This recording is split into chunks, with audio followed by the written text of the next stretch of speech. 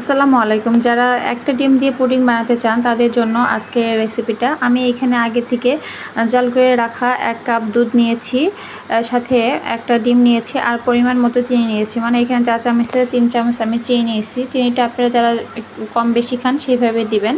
তো আমি এখানে প্রথমে চিনি আর ডিমটা ভালোভাবে মিক্সড করে নিচ্ছি।